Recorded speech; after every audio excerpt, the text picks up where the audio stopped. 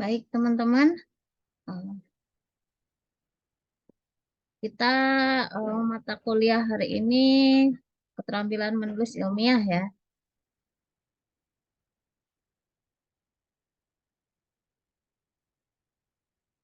Nah, keterampilan menulis ilmiah kemarin sudah saya sampaikan ya kalian dari paparan di YouTube ya.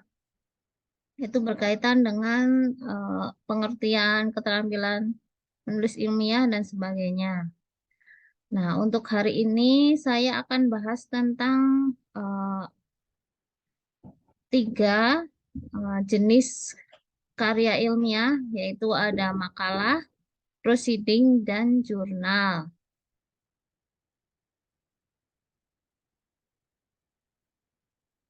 Nah, untuk yang pertama ya, ada makalah ya. Nah, makalah ini eh, kalian sudah sering itu ya, sering membuat makalah ya, terutama yang untuk tugas-tugas mata kuliah di mata kuliah di semester sebelumnya ya.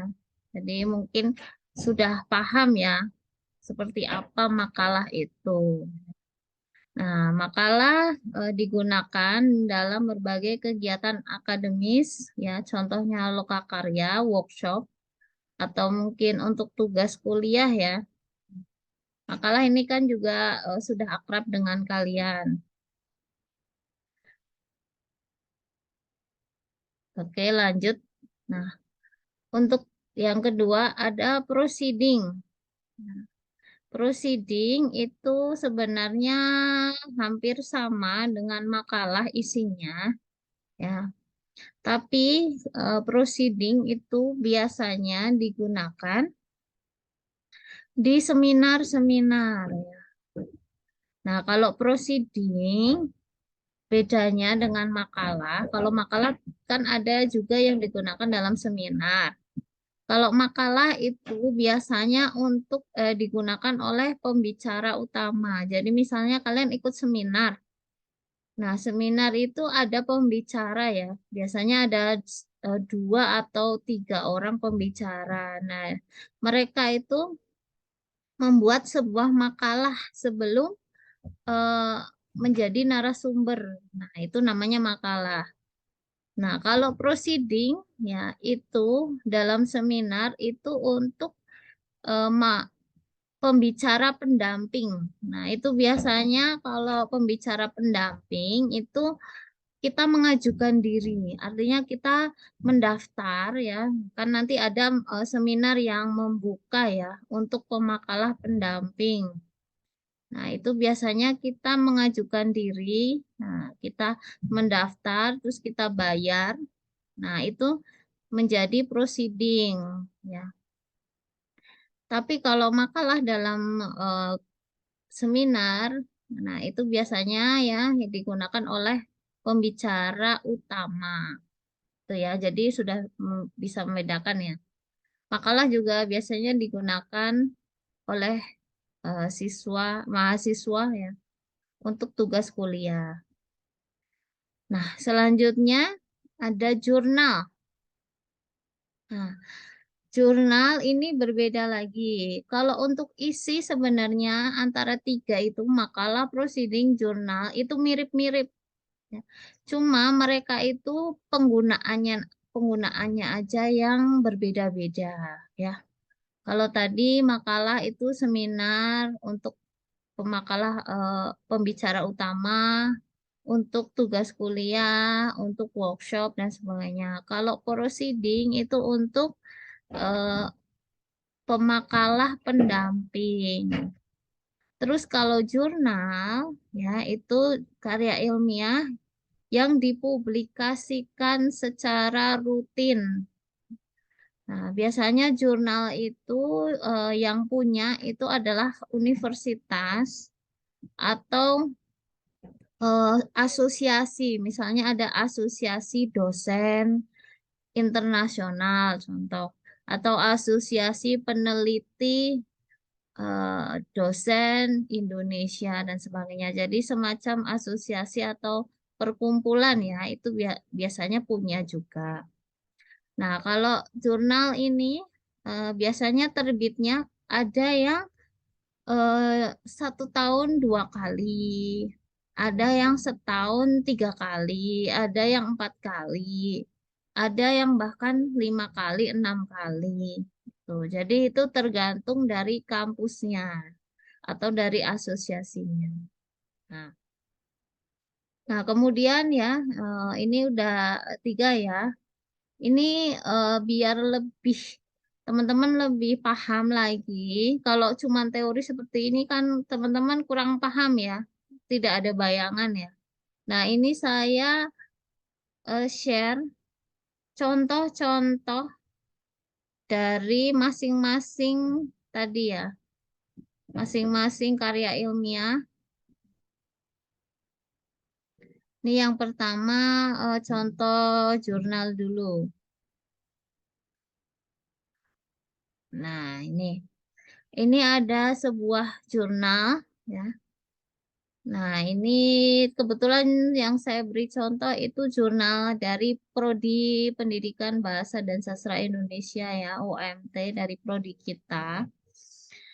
Nah, ini jurnal ini berupa penelitian mini ya atau penelitian sederhana berkaitan dengan afiksasi ya, analisis afiksasi. Nah, untuk jurnal ini sistematikanya seperti ini ya.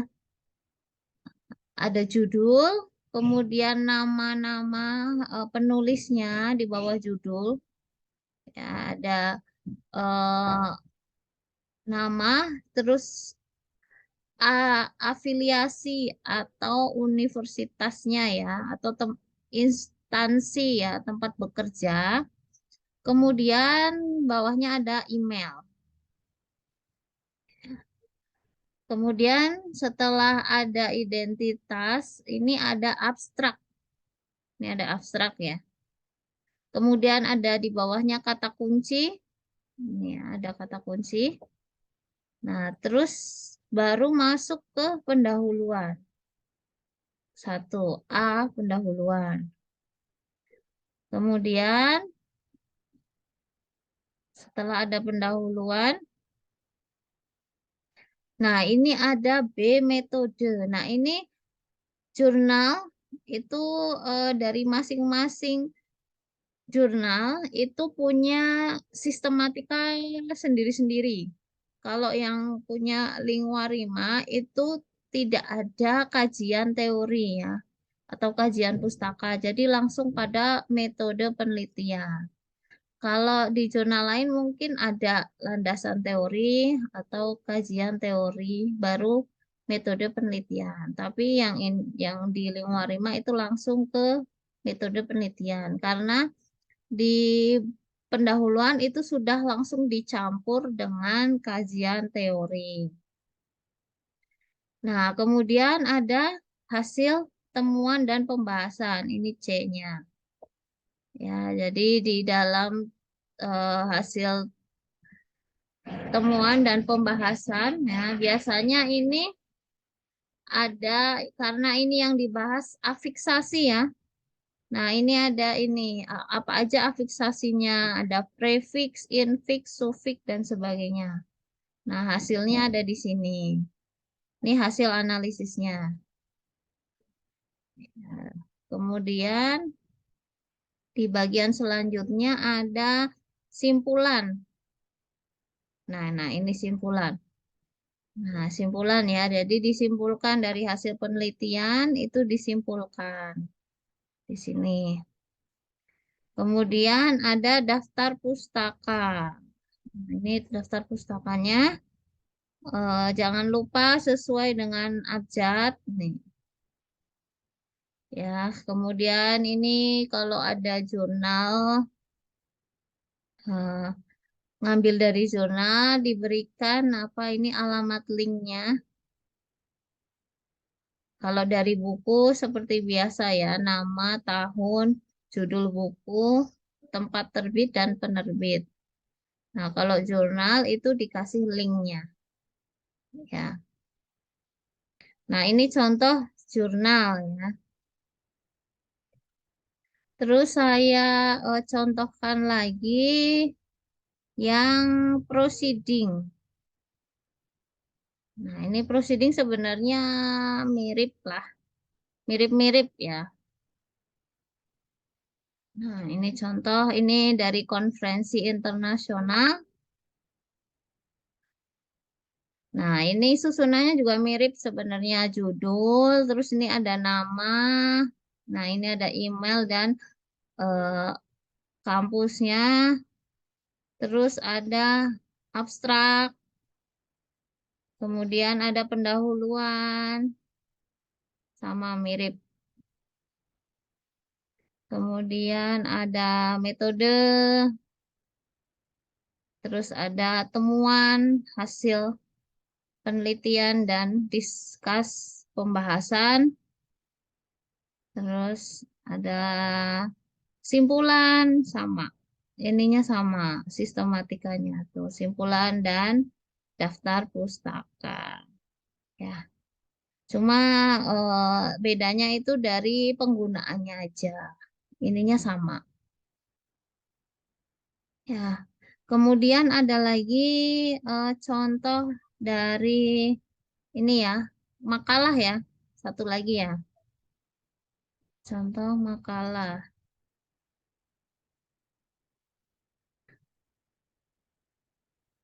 Nah, ini contoh makalah.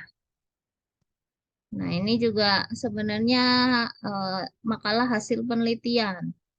Ada juga makalah kajian apa namanya ya, berkaitan dengan kajian pustaka.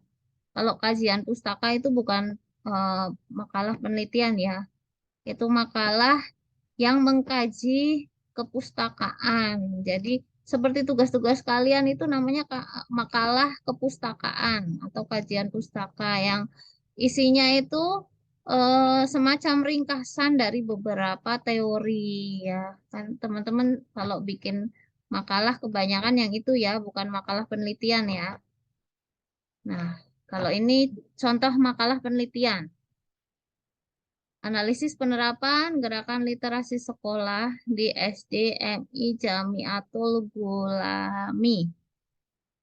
Nah, ini langsung siapa yang menyusun dan eh, nama ini ya, prodi, fakultas dan universitas. Kemudian diberikan kata pengantar,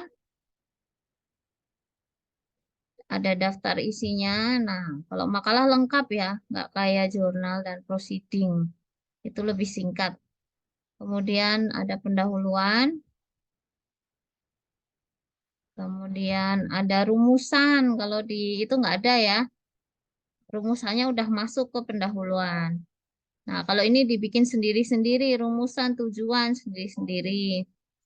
Nah, terus ke pembahasan. Nah, baru terakhir ada simpulan. Nah, ini dibikin bab-bab ya. Bab satu, bab 2, bab 3, bab 4 gitu ya. Nah, terus ada daftar pustaka. Nah, ini makalah analisis hasil penelitian ya secara sederhana ya. Jadi hanya berapa lembar. Nah, sekarang sudah mulai paham ya bentuk-bentuk dari jurnal, makalah, kemudian ada proceeding. Nah, kira-kira sudah bisa dipahami. Contoh-contohnya juga sudah bisa dipahami ya, bisa membedakan ya. Nah, untuk cara-cara penulisan nanti kita bisa bahas di pertemuan selanjutnya. Ini saya mengenalkan jenis-jenisnya terlebih dahulu. Mungkin sampai di sini ada yang mau ditanyakan, silahkan berkaitan dengan jenis-jenis yang mau bertanya, silahkan. Kita bahas tiga dulu ya.